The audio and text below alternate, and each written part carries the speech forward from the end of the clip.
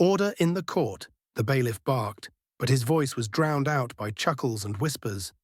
At the front stood an old man, his uniform coat frayed, medals dulled by time, his cane trembling against the polished courtroom floor.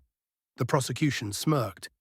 "Your Honor," the young attorney said mockingly, "this man wants us to believe he deserves leniency. Look at him, he can barely stand."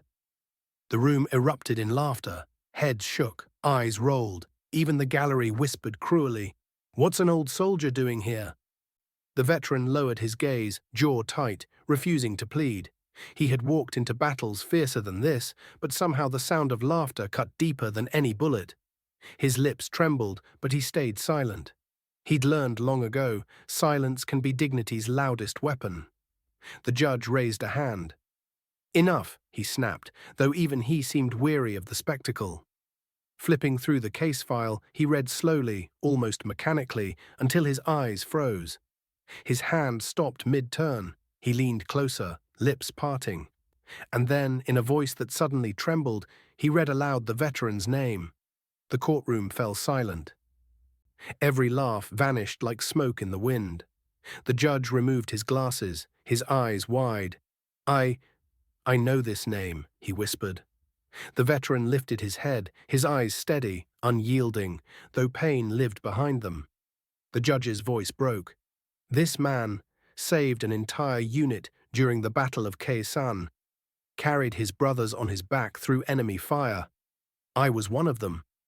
Gasps echoed across the room. The prosecuting attorney's smirk collapsed. The gallery that mocked him minutes earlier sat frozen in shame. No one dared breathe.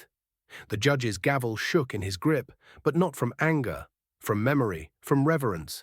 The veteran, stoic, gave no dramatic gesture, no demand for recognition. He simply nodded, as if the burden of those memories had been too heavy to ever speak about.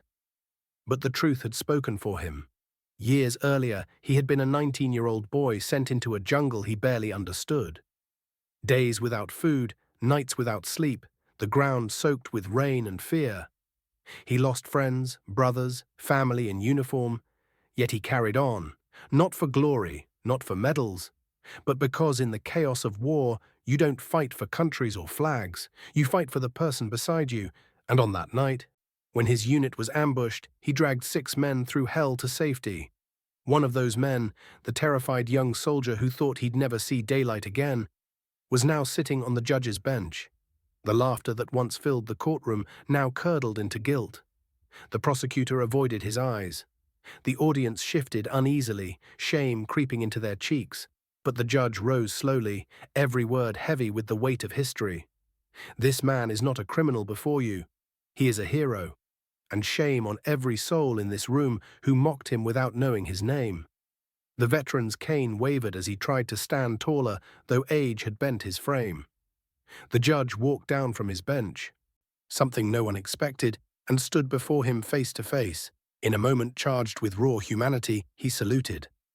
The old man hesitated, then returned the salute with a trembling hand.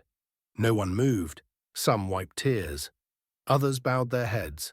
The mockery had turned into reverence. The judge's final ruling wasn't about law that day, it was about justice. "This case," he declared, "is dismissed. But more than that, it serves as a reminder. Never judge a man until you've read the name he carries. Some names are carved into history." The gallery erupted, not in laughter this time, but in applause. A standing ovation for the man who once carried brothers through gunfire, now carried the weight of silence and dignity in this courtroom.